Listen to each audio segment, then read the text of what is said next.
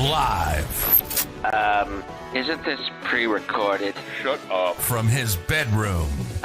Did you say his bedroom? Why, yes. Yes, I did. Oh, he is such a bad boy. Say, man, what this show about anyway?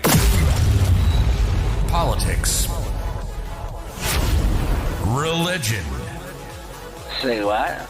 Don't you know you're not allowed to talk about that stuff? It's time to break some rules then. Prepare to get triggered and be made uncomfortable because here's your host, the Jace Man, Jace Barnett. And this is Those Two Things.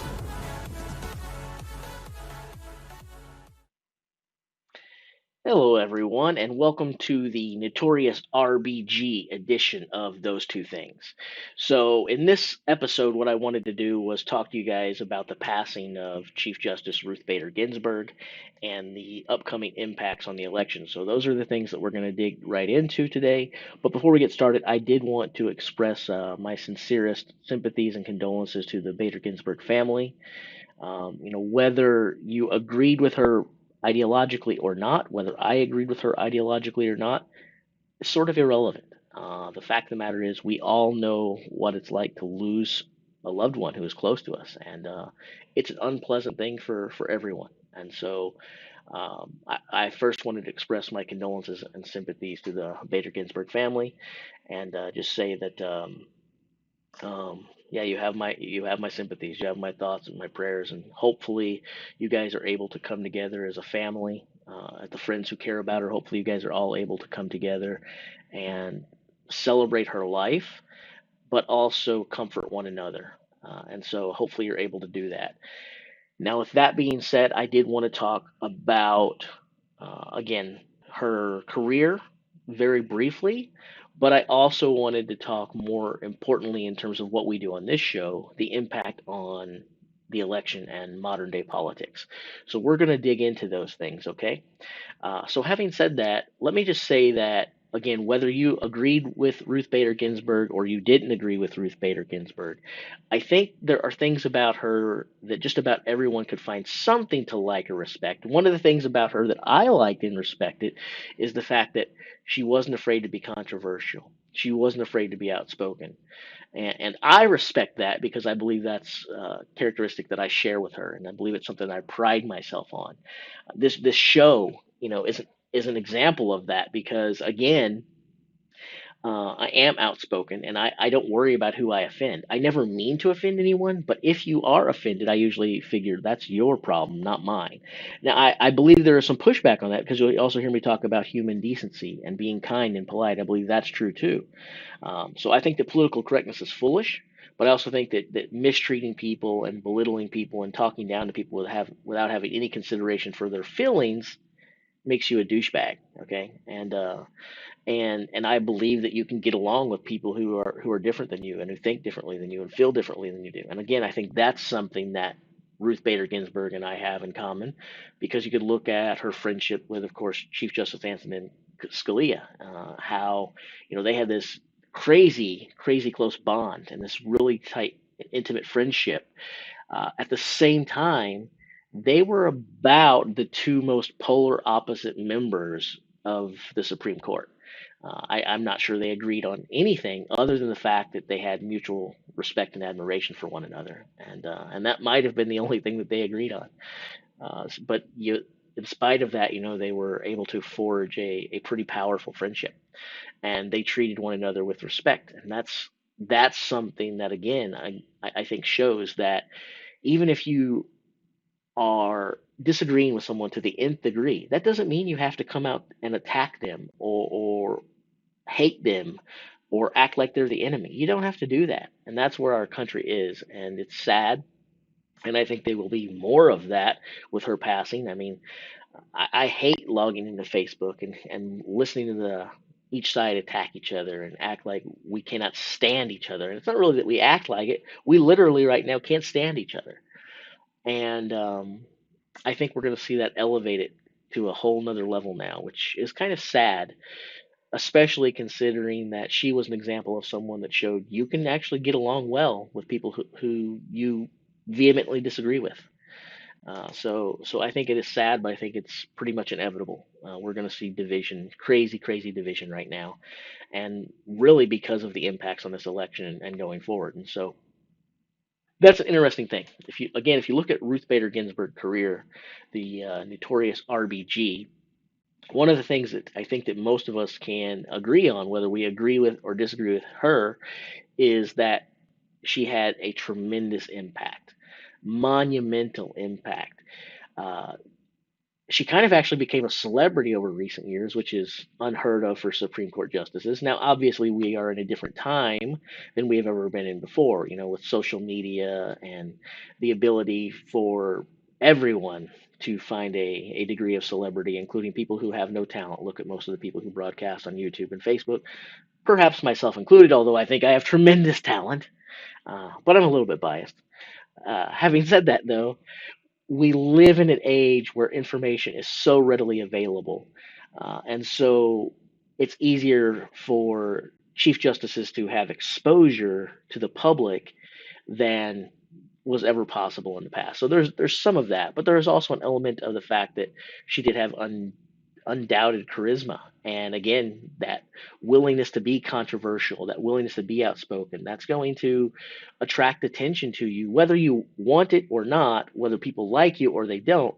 It's going to get eyeballs on you. And so she was able to do that, and she became a bit of a celebrity in her latter years. And so I think one of the things about that is that she was genuine.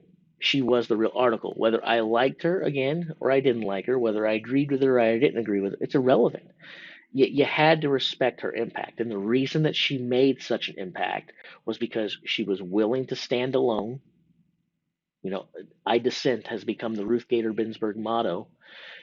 She was more than willing to stand alone. She was more than willing to express an opinion that wasn't popular or wasn't the accepted one for the room. She was also willing to be controversial, not for the sake of being controversial, but for the sake of being true to herself and true to her convictions and saying, hey, if this makes me controversial or if this makes you uneasy, so be it. And so I think those things helped get her that following. And it also made her career, again, very monumental and impactful. Yet the ironic thing here is that I believe that she's probably never had more attention on herself than she does right now, and it's with her passing. That's kind of a sad thing, but it also speaks to where we are as a nation. It has nothing to do with Ruth Bader Ginsburg right now, the reason that she is the focal point. The reason she is the focal point right now is because of the election and because of Donald Trump and because of the division of our nation. That's why she's being talked about more so than because of her career. And I think that is sad. And I wanted to bear mention to that. Okay. So again, condolences to the Bader Ginsburg family. And again, I wanted to say that I think it is sad that right now she's getting attention, but not attention for what she has contributed or done or decided or any of her jurisprudence, but more so because of where we are as a nation and what's happening right now and what's going to be happening in 7 weeks. So I do believe that it is a bit of a sad thing that we're focused on her for the wrong reasons, but there's not a whole lot to do about it either. I mean, the times are upon us. It is what it is. So, having said that, let's talk a little bit about the impact that this is going to have on the election. Okay, so when we're talking about the notorious RBG and we're talking about the 2020 election coming up in November here, one of the things we're going to talk about is, of course, the president's ability and right to nominate an appointee to the Supreme Court. Now, here's the things. Okay, I talked with some people on Facebook about this already this morning. I've gone to bat against both sides, and here's the thing. Let's just start by being honest and admitting that both parties are hypocrites and both parties use double standards. Let's start by admitting that. Now, most of you will sit there and not be willing to admit it because, again, the big problem in our country is that we see those attributes in the opposition, but we don't see them at home, and it's silly because both sides are equally guilty of this. But if you're a Republican, you know how hypocritical those Democrats are, and you know the double standards that they use, and they will stoop to any levels to do that. But you don't see that in yourself.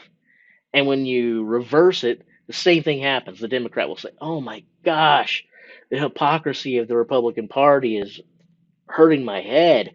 And do they not see that they do the same things that they tell others not to do? Oh, gosh, the double standards they use are just so evident and so obvious they shouldn't even need to be pointed out. And then you flip the script back on them and say, "But what about?" And they don't see that, of course. So we only see it in the opposition, and it's silly, it's immature, and again, it is disingenuous. If any of us are willing to look in the mirror, we should be willing to admit that hypocrisy is, it knows no party line. Hypocrisy is not a tool of the other guy. It's a tool of us, whichever side you're on. It's something we all use, something we all gravitate toward. It's wrong in all cases, but it's not just wrong when the other guy does it. It's wrong when we do it too, and we all do it. Okay, so we're going to look at one of those things right now, because right now, of course, the left is incredibly upset, and they're pointing out the hypocrisy of the right and the hypocrisy of Mitch McConnell, because in 2016, his position was, "Hey, um, let's not be setting someone new on the Supreme Court right now. This is an election year, and we should let the American people have a voice. We should let the American people speak, and the right thing to do is to wait until after the election." And now he says, "Hey, we're gonna appoint someone. We're gonna fill that seat." And so, of course, the left is like, "You hypocrite! You hypocrite!" And of course, the right is saying, and Mitch McConnell is saying, "Well, the difference here is that in 2016, you had a Democrat president, but you had a Republican Senate." Okay, let me start out by saying this. That is actually irrelevant. It doesn't matter which party is in power. They're saying it makes a difference. Honestly, it doesn't. Let's talk about what the responsibilities are of each party, okay? And what the rights of each position are. The president has a right and a responsibility to make a nomination. That is his job. That is what is expected of him. That is what he is allowed to do. That happens now in 2020. It happened in 2016. Barack Obama was not wrong to make a nomination. Okay? That was not wrong. I could even argue, and I did argue back then. This is one of the things, again, that we try on this show really hard to be consistent, something that is lacking in Washington and something that is certainly lacking in social media and all of the pundits that you tune in to watch on mainstream media. Uh, the argument then was, well, again, we're in an election year, and so we should let the American people speak. Can I just be honest for a second?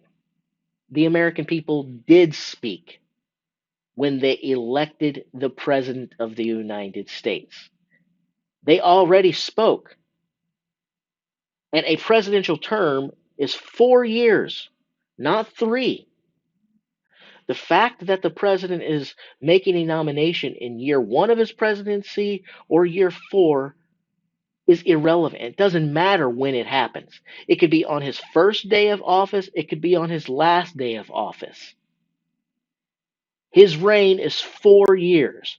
And as long as he is in that seat, or she, if we have a female president in the near future, whatever the case may be, whichever day we're talking about of their presidency, whether it's inauguration day or the final day, they have that right. And they have that responsibility. They should exercise it. Okay? That is their right. So I thought it was wrong of Mitch McConnell, and it was wrong of the pundits, and it was wrong of the Republicans in 2016 to be saying, "No, we're going to hold off on this." No. Trust me.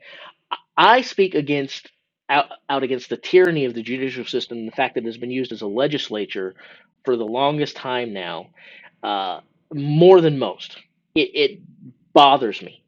And I did not want the left to appoint another judge when they already had the leaning of the power on their side. Okay.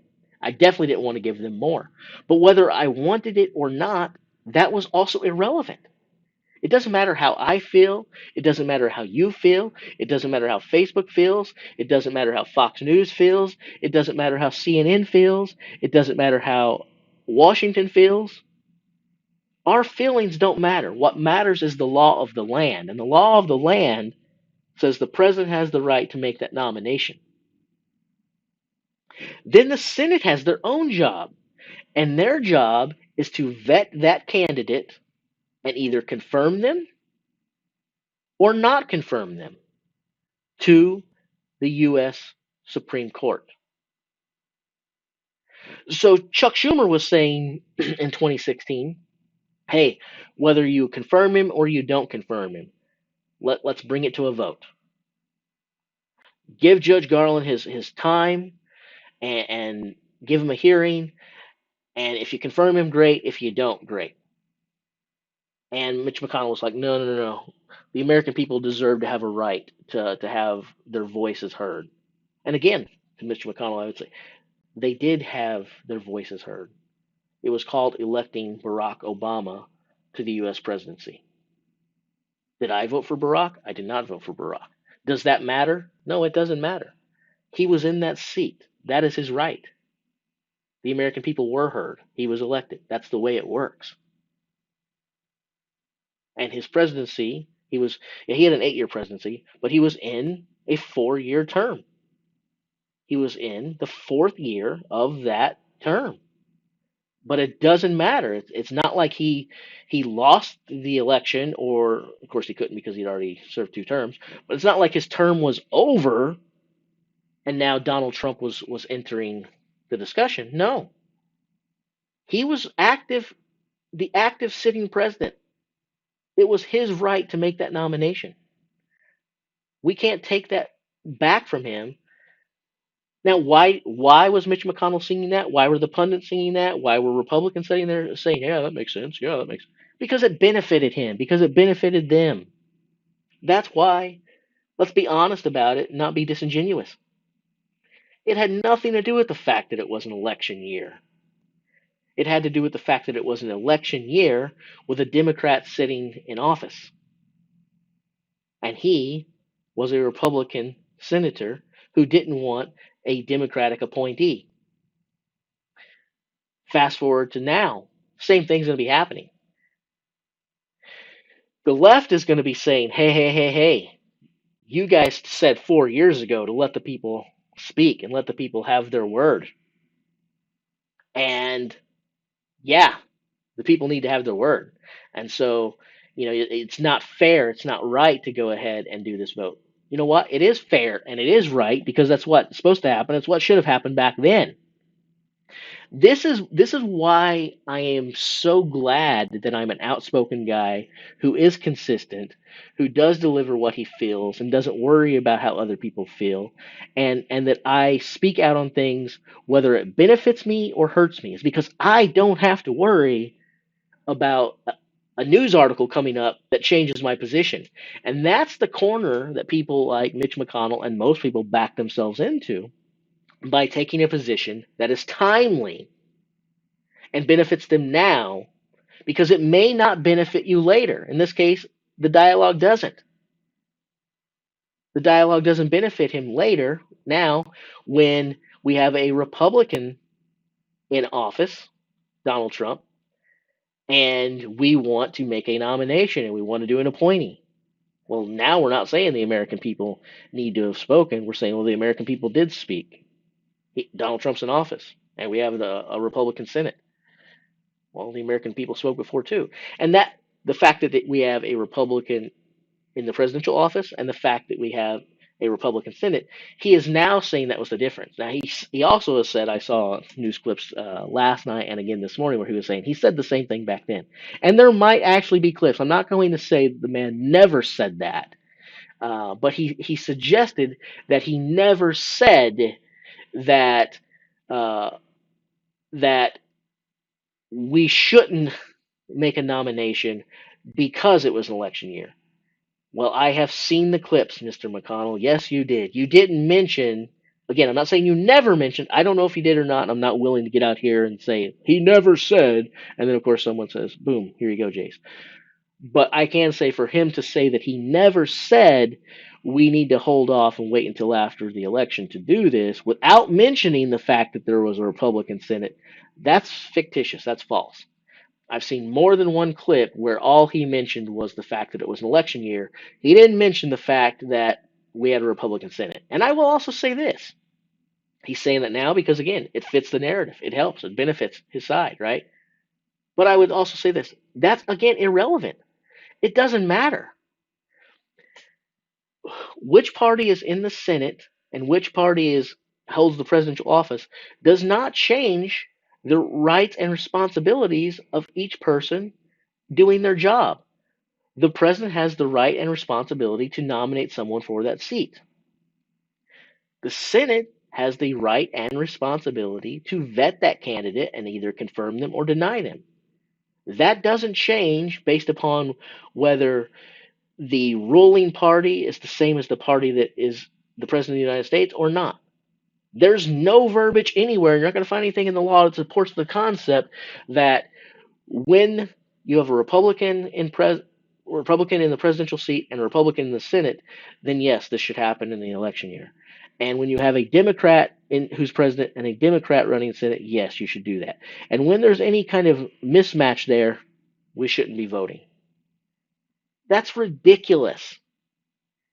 That's almost like saying that the Senate only has a job to do when the party that's in power matches the president of the United States. No, you have a job to do regardless of whether or not you guys have the same letter next to your name that the president does. You still have a job to do. Okay? And furthermore, let's talk a little bit more about this, okay? Because when it comes to the Notorious RBG, again, like I said, back then, I didn't really want Obama to appoint a justice to the Supreme Court because I had a feeling that he would probably select someone who would rule differently than I do. But again, we're talking about feelings. We're not talking about what's right. Let me talk about something real quick, okay? The fact of the matter right now that we make such a huge deal over who is picking and pointing someone into that seat, it's preposterous. So again, I'm gonna go back to Mitch McConnell real quick because he had just said if you are going to talk about having someone who the opposing party had placed into office during an election year, we'd have to go all the way back to Grover Cleveland. So the person that we're talking about here is Chief Justice Melville Fuller. Okay, so during Grover Cleveland's presidency, he went ahead and we had Grover Cleveland in office. We had the opposition party ruling the Senate, and the Senate confirmed Melville Fuller to the Chief Justice as a Chief Justice of the Supreme Court. Okay, so he says, hey, we got to look all the way back to 1888. To which I would say the following things to Senator McConnell. Okay, first of all, you're not saying that it's unheard of. You're not saying that it's unprecedented. You cited the precedent. Go back to 1888. We could actually go back to 1956 and look at when Eisenhower appointed a liberal justice to the Supreme Court in election year because the seat had to be fulfilled. But so I don't think we really have to look all the way back to 1888. However, I would say this: it doesn't matter if you can cite one instance or zero instances, if you can cite it yesterday, you're citing precedent. So you're not saying that it's unprecedented, first of all. But even if it was unprecedented, I would say, again, it doesn't matter. The president has the right to nominate, the Senate has the responsibility to confirm or deny that candidate. Doesn't matter which party. That it's a talking point that doesn't need to be there. Okay, so when we're looking at this, not only has it happened, and he knows it's happened because he talked about 1888, but I would also say that something else that we can't escape from here is the fact that when we're making a nomination, we're putting an awful lot of emphasis on whether or not this justice thinks the way that we think, that this justice feels the way that we feel. And guys, that's silly because when we look at what the justice's job is to do, the notorious RBG, okay, we're politicizing this and we're saying, hey, we don't want this person in this seat unless their ideology matches my ideology. Well, first of all, that's not the way that's supposed to work. Okay? If the justice is doing their job, his or her personal feelings, positions, and ideological thoughts have nothing to do with how they will rule on that bench. So, what I'm saying is this: 4 years ago, I was scared and didn't want Obama to appoint a liberal justice to the Supreme Court. Okay? Now, even though I was fearful of that, the fact of the matter is, if a justice is doing their job correctly, there should be no liberal justices. There should be no conservative justices. That's not their job. Their job is to look at the law and figure out what the meaning of the law is and then apply it to whatever the case may be.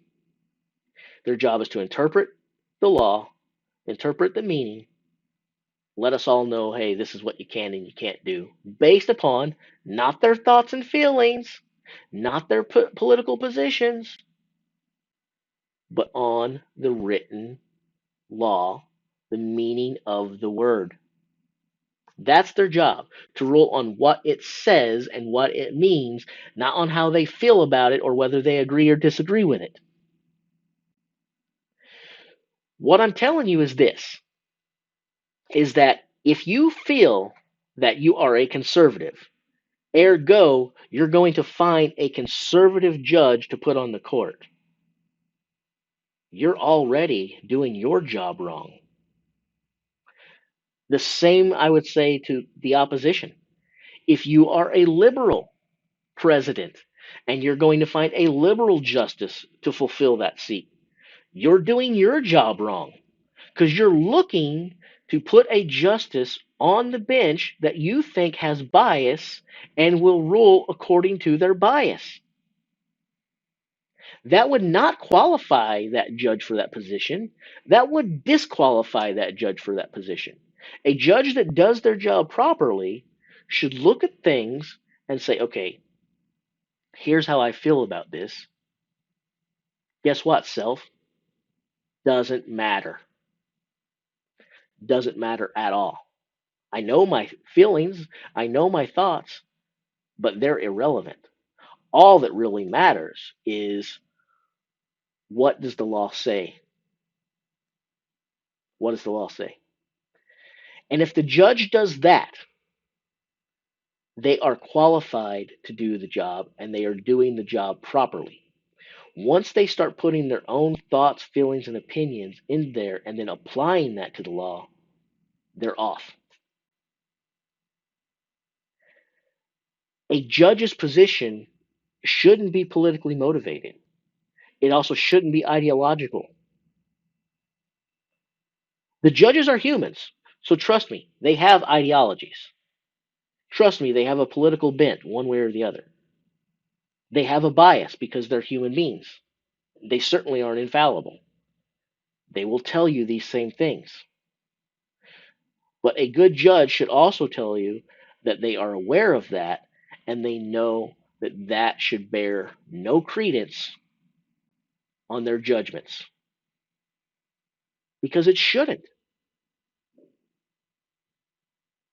If I am a conservative president and if I was president of the United States, I would be quite conservative, way more than most of you would want, uh, about very, very, very many issues. There would be very few exceptions. But I would tell you that when it came time to picking a judge, I shouldn't look at whether they have an R next to their name or a D next to their name. I shouldn't look at if I sat there and said, "How do you feel about uh, how do you feel about abortion? How do you feel about gun control? How do you feel about fill in the blank?" You could ask them any question you want about how they feel. And regardless of how they answer that, that should not qualify them or disqualify them from serving in that seat unless they tell you that their position supersedes the law.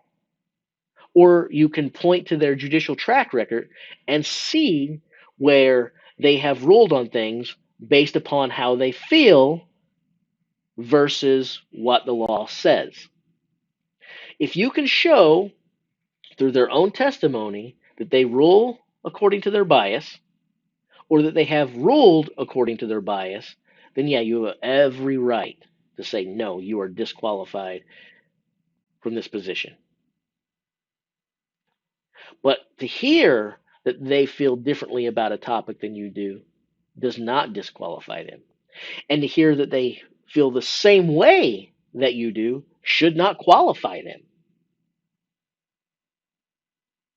Their positions should be irrelevant to whether they do or do not take up that job. Because a good judge is going to divorce themselves from their bias. It's not easy, but it is a requirement of the gig. So you look for someone who can do that, and you disqualify those who can't. And that's the problem. Right now we are such a nation that is so divided that we make everything right left, including things that shouldn't be right left, like the judicial branch.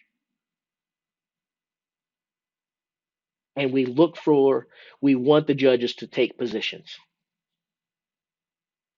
Their job is not to make Republicans happy and Democrats mad. Their job is not to make Democrats happy and Republicans mad. Their job is to interpret the law and tell us how they see it. Nothing more. In other words, not to legislate, but also nothing less, guys. So the fact of the matter is, it shouldn't matter if you have Obama selecting a judge, Donald Trump selecting a judge, or if Joe Biden were to win the election and we hold off and don't select someone till then, Joe Biden selecting a judge. Now, I'm not telling you guys that it doesn't matter. I fervently believe that in today's climate, it does matter, and I fervently believe that we are selecting people based less on their qualifications and more about other things. However, I will tell you that it shouldn't matter. If the president selects properly, it really doesn't matter who the president is or how the president thinks, feels, or sees things, because he's going to choose a justice who doesn't care about how he or she themselves think, feel, or see things, because they are going to do one thing and one thing only: interpret the law. Apart from their own feelings, apart from their own hearts, apart from their own ideology, that can't count. You are not allowed, by virtue of that seat, to put your own thoughts and feelings into your decisions. That's not what's supposed to happen. That's a big problem, is that we have had that happen. But the way to resolve that is not for conservatives to appoint conservatives. It's not for liberals to appoint liberals. It's for us to appoint a judge with a great track record and then to vet them carefully and to ask them hard-hitting questions like the following. Judge, I know that you are personally for fill in the blank. But would your position affect how you would rule on a case involving fill in the blank? Again, we can't do anything except look at their track record and listen to what they say. Obviously, anyone can lie to us, right? But hopefully, we can look at their track record and see consistency. And hopefully, we can listen to them and they will tell us something like, hey, my personal stance on a position doesn't impact how I rule. What I do is I look at the law, I interpret it to find its true meaning, and then I rule on what the meaning of the law is. If they do that, bingo, home run. If they do anything else, it's a major strikeout, regardless of whether you are in agreement or in opposition. So again, that's the way it's supposed to work. Obama had the right to nominate someone in 2016, and I believe that the Senate probably should have had a confirmation hearing. I thought it then, so I'm not backtracking and wavering. I thought it was wrong for Republicans to say, hey, hold off, we've got to let the Americans have a voice. They did have a voice. It wasn't the voice I wanted. They had a voice. They had an election. They chose their person. His name was Barack Obama. He had the right to do that. He didn't do anything wrong by making a nomination in an election year. He was supposed to do that. I'd argue that the Senate didn't do what they were supposed to do. They should have had a hearing. And they should have vetted Garland. And again, that should have been without politics and without bias. They should have vetted the man. They should have said, hey, are you qualified to do this job based upon your track record, based upon your ability to do the job, based upon your ability to remove and divorce yourself from your own positions? Or are you going to do these things? That's really all that matters. It doesn't matter that it was an Obama appointee. That's irrelevant. They had a job to do, and I would argue they didn't do it. Well, the best way to rectify this and right this situation is right now, the Senate has another job to do, and Donald Trump has a job to do. Donald Trump's job, because he's currently in office, is to make a nomination for the seat and to fill it. And the Senate has a right and a responsibility to vet the candidate and either confirm or deny. The big issue here is that we automatically assume, for whatever reason, we shouldn't assume this, but we automatically assume that if you have a Republican president and you have a Republican Senate, that whoever the Republican nominates, the Senate will confirm this judge. We have the same kind of bias that if we have a Democrat president, like Barack Obama, and you have a Democratic Senate, that they would confirm that judge. That's not the way it's supposed to work. The party of the president and the party of the Senate are as irrelevant as the judge's positions. All of this stuff should be irrelevant. We should look at what's important and what's not. And what's important is, can the judge interpret the law accurately? Do they have a good history of doing so? Have they ruled fairly and consistently without regard to their own ideological viewpoints?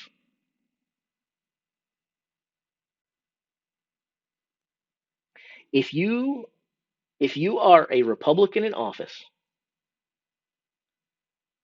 and you nominate a judge for appointment, you should have an equal chance of that judge being appointed and confirmed, whether the Senate is democratically ruled or Republican ruled. The same should be said if you are a Democrat holding the President of the United States. If that's your position, it shouldn't matter whether you have a Republican Senate or a Democratic Senate. You should have an equal chance of that judge that you nominate being confirmed or denied. Because before you nominate someone, it shouldn't bear any. The decision of the Senate shouldn't base any of their decision based on you.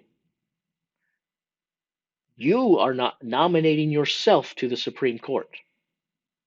You're nominating someone else to the Supreme Court. So you shouldn't be a factor. Furthermore, as I've already said over and over again, driving it into the ground, I know that I am, but to drive it into the ground one more time, that judge's ideological bias, we all have them. There's no escaping them. Their ideological bias shouldn't be a factor either. The only thing that should be a factor is whether or not they have a history of ruling alongside their bias.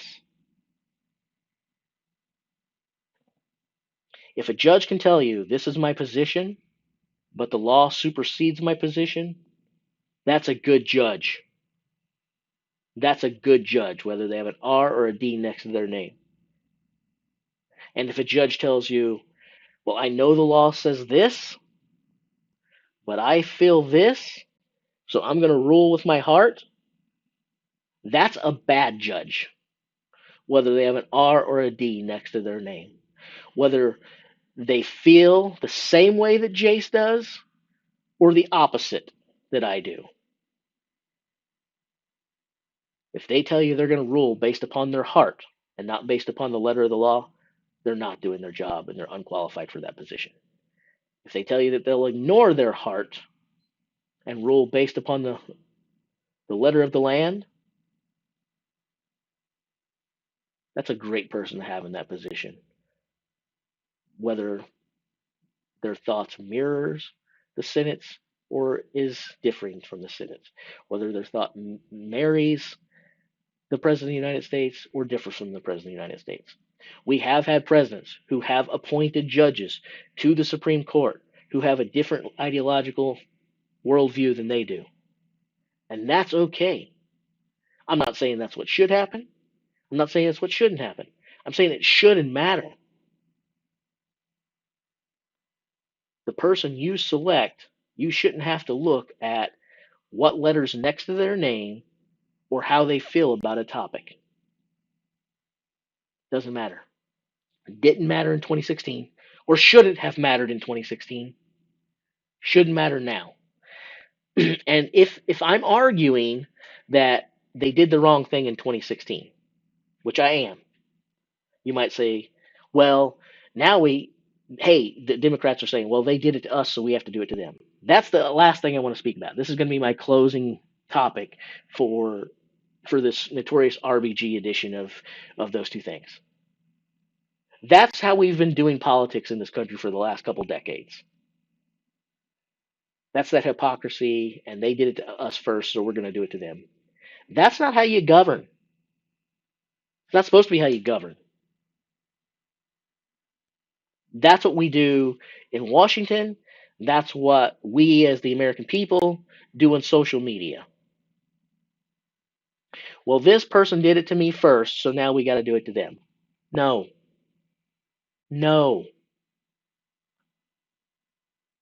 Growing up, we heard this phrase, 2 wrongs don't make a right. Apparently, there's not a one of us as adults who actually believe this, because it's certainly not the way we conduct ourselves. So the bad news to my leftist friends right now is if you guys feel like you were screwed in 2016, the proper response is not to screw us in 2020. I'll make the same argument to my pals here on the conservative right. When you feel that the left has screwed us over, the proper response isn't to turn around and look for a way to do it to them. That's immature, it's destructive, it doesn't get us anywhere. And it's almost like we have got to a point in a nation where we're adamant that we do that. If those guys did it to us, you can better believe that we're going to turn around and do it to them. We've got to get even. We've got to get the last word. That's preposterous.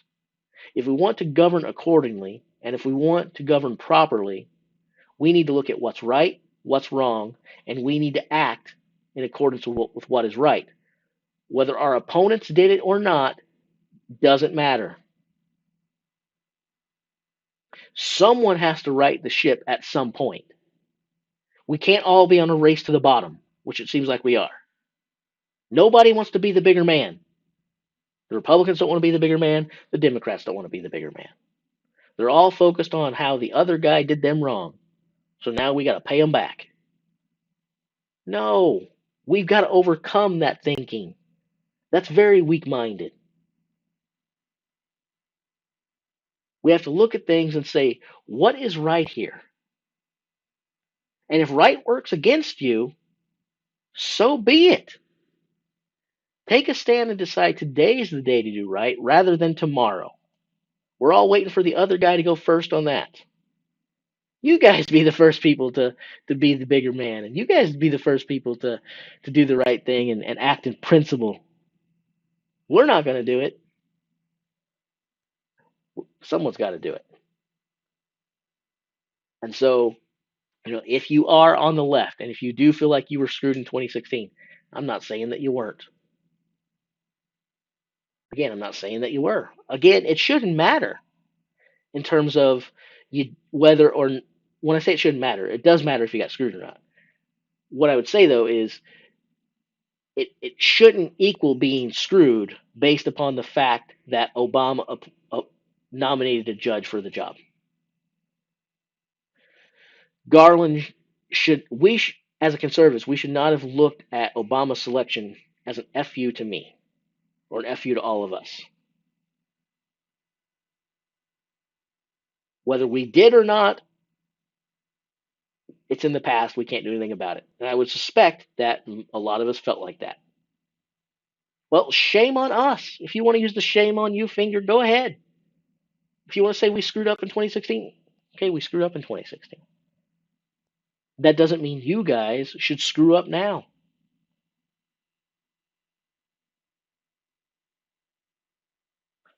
First of all, we don't know who Donald Trump is going to nominate.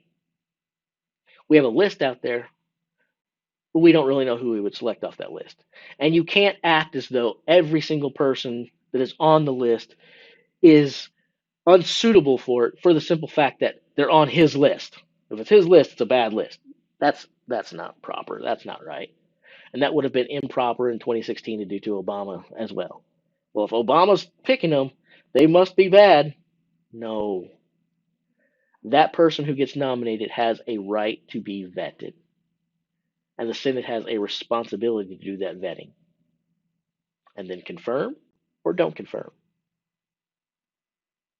That's the way the law of our nation works. That's what should have happened then. It's what should happen now. It's what should happen next year, the year after. Regardless of who wins this election, we are now setting precedents almost based upon technicalities. We're governing based upon technicalities.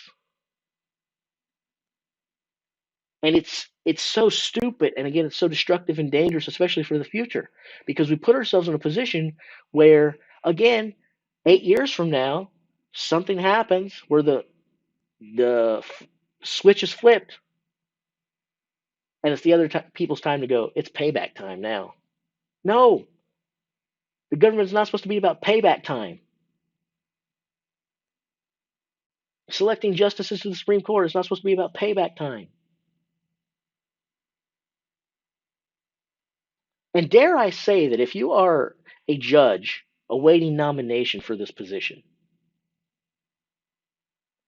if you're sitting there and if you are right now, if you are a Republican judge. Again, it's not supposed to be a political position, but you probably are registered to one political party or the other. You might have even ran as a judge on a political party in a more regional district or something. But regardless of what letter is next to your name on the way you vote or in past elections and things of that nature, if you are a conservative judge, conservative, meaning your own ideological viewpoint, and you are thinking, there's no way that I can be appointed to this seat unless there's a conservative president, and you're right about that, then our land is broken, and that's a sad testament. The reverse of that is true too. If you are a liberal judge and you are thinking there's no way I can be appointed to that seat unless there's a liberal president in office, then our land and our judicial system is already broken. You should be able to be appointed to that seat, whether you are a conservative or a liberal, whether there is a liberal or conservative who is holding POTUS. Because you should do your job without regard to your ideological point, and they should select you without regard to your ideological viewpoint. That's the way things should work. It's not the way they have been working. Sadly, it's probably not the way they're going to work in this election or going forward. But yeah, you thought we were divided in the last 4 years? 12 years? More? But if you think we've been divided during the Donald Trump presidency, hold on to your seats. You ain't seen nothing yet. The next few weeks, it's going to get ugly. It shouldn't, but it will. It's going to get ugly. Really, really ugly. Did you like that? Do you want more? Then you know what to do. Like, share, subscribe. Hated the show? Hated Jace? Want to put Jace on blast? That's fine too. Let us know in the comments. And whether you love us or hate us, join us every Monday, Wednesday, and Friday for another opportunity to talk about those two things.